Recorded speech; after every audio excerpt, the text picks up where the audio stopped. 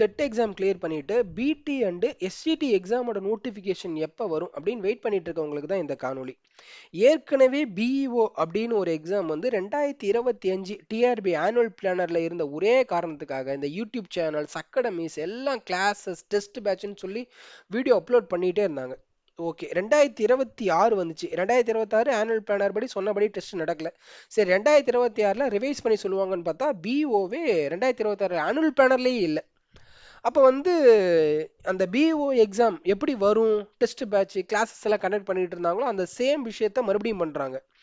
நான் இப்போ நடுவில் ஒரு விஷயத்த சொல்லிடுறேன். இந்த காணொளி கையில் அமௌண்ட் இல்லாமல் ஃபினான்ஷியலாக பிரச்சனை இருக்கிறவங்க, அட்லீஸ்ட் டெஸ்ட் வரலன்னு சொல்லிட்டா கூட நம்ம ஒரு ப்ரைவேட் ஜாபுக்கு போயிட்டு படிக்கலாமே அப்படின்னு நினைக்கிறவங்களுக்கு தான் இந்த காணொளி. எனக்கு அமௌண்ட் பிரச்சனையே கிடையாது, நான் 2 வருஷம் ஆனால் கூட உட்காந்து படிப்பேன் அப்படிங்கிறவங்களுக்கு அப்படின்னு நினைக்கிறவங்களுக்கு இந்த காணொளி கிடையவே கிடையாது.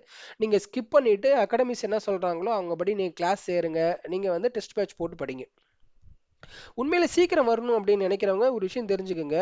உண்மையிலே தேர்வு எப்போ வரும்னா அரசுக்கு ஒரு அழுத்தம் போகணும். சீக்கிரம் வந்து எக்ஸாமை கண்டக்ட் பண்ணுங்க அப்படின்னு சொல்லிட்டு ஒரு அழுத்தம் போகணும். அப்படி இல்லைன்னா எம்எல்ஏ எலெக்ஷனும் எம்பி எலெக்ஷனும் நடக்கணும். இது நாள் வரை அரசியல் காரணங்களுக்காக, அதாவது எம்பி எலெக்ஷனோ எம்எல்ஏ எலெக்ஷனோ வந்தாலோ இல்லைன்னா அரசுக்கு அழுத்தம் வந்தாலோ மட்டும்தான் தேர்வுகள் நடந்திருக்கு. வருடம் வருடம் உண்மையிலே தேர்வு நடக்கணும் அப்படின்னா அது கல்வித்துறை அமைச்சர் கையில மட்டும்தான் இருக்கு. அவர் தான் ஹையர் அத்தாரிட்டி. அவர் நினைச்சாருன்னா வருஷத்துக்கு ஒரு தேர்வு நடக்கும். பிடி எக்ஸாம், எஸ்சிடி எக்ஸாம், டெட் வருஷத்துக்கு 2, எல்லாமே மினிஸ்டர் மனசு வச்சா 100% நடக்கும். அப்புறம் இன்னொரு விஷயம் என்ன சொல்லிட்டு இருக்காங்க அப்படின்னா, சட்டமன்றத்துல சொல்லிட்டாங்கன்னா அதன்படி நடந்துரும் அப்படின்னு சொல்லிட்டு. நான் திரும்பவும் சொல்றேன், நீங்க சட்டமன்ற நிகழ்வுகள் எடுத்து பாருங்க. முன்னாள் முதலமைச்சர் ஸ்டாலின் அவர்கள் 14,000 வேக்கண்ட் கிட்ட நாங்க நிரப்புவோம் அப்படின்னு சொன்னார், சட்டமன்றத்திலேயே சொன்னாரு. ஆனா வந்து பாத்தீங்கன்னா உங்களுக்கு அப்படி நிரப்பவே இல்லை. எஸ்சிடியில ஒரு 2,500 பிளஸும், பிடியில வந்து உங்களுக்கு 3,000 பிளஸும், பிஜியில் வந்து பார்த்தீங்கன்னா உங்களுக்கு 1951 நினைக்கிறேன். ஸோ அப்போ 14,000 வரவே இல்லையே. ஸோ வந்து சட்டமன்றத்தில் சொன்னால் அதையும் செஞ்சுருவாங்க அப்படிங்கிறது கிடையவே கிடையாது. அரசுக்கு கண்டிப்பாக ஒரு அழுத்தம் போகாமையோ இல்லை எலெக்ஷன் வராமையோ தேர்வு நடக்காதுங்கிற விஷயத்த தெரிஞ்சுக்குங்க. குறிப்பாக இத்தனை பேர் நாங்கள் தேர்வர்கள் காத்துட்டு இருக்கோங்கிற விஷயத்தையாச்சும் குறைந்தபட்சம் மினிஸ்டர்கிட்ட சொல்லுங்க.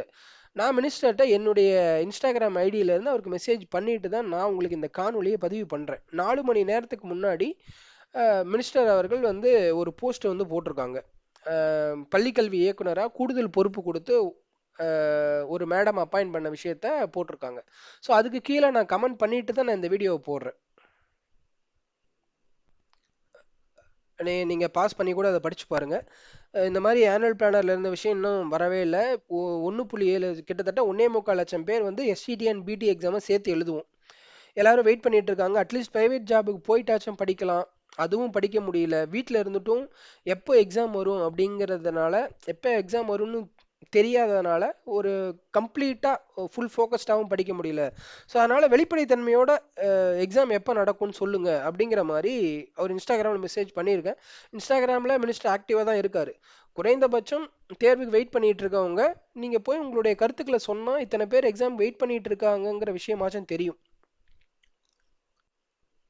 இது வந்து பார்த்தீங்கன்னா போலீஸ் டிபார்ட்மெண்ட்டுடைய ஆனுவல் பிளானர். அவங்க வந்து ஒரு ரிவைஸ்டு ஆனுவல் பிளானர் மாதிரி விட்டு இந்த வருஷம் எந்த பரீட்சையுமே கிடையாது, பிப்ரவரி, மார்ச், ஜூன், ஆகஸ்ட் மட்டும்தான் பரீட்சை அப்படிங்கிற மாதிரி வெளிப்படையாக சொல்லிட்டாங்க. ஸோ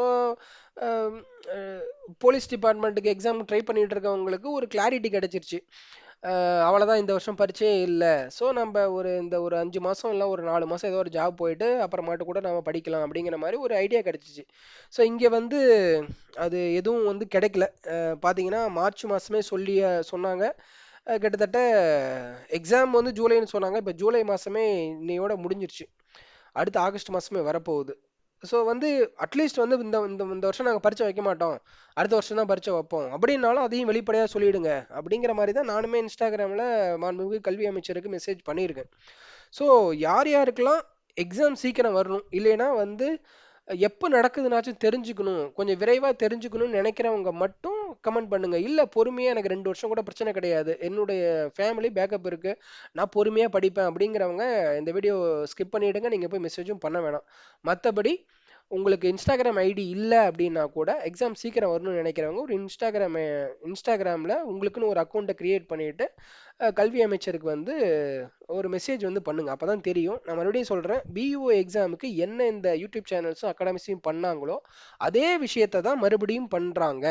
ஸோ வந்து யூடியூப் சேனல் சொல்றதுனாலையும் அகாடமி சொல்றதுனாலையுமே தேர்வுகள் வராது. அவங்க தொடர்ச்சியா சொல்லிக்கிட்டே இருப்பாங்க. இந்த மாசம் வரும், இந்த மாசம் வரும்னு 10 மாசமா சொல்லிட்டே இருக்காங்க. 10வது மாசத்துல நடக்கும்போது பாத்தீங்களா நான் சொன்ன மாதிரி தேர்வு வந்துருச்சுன்னு சொல்லுவாங்க.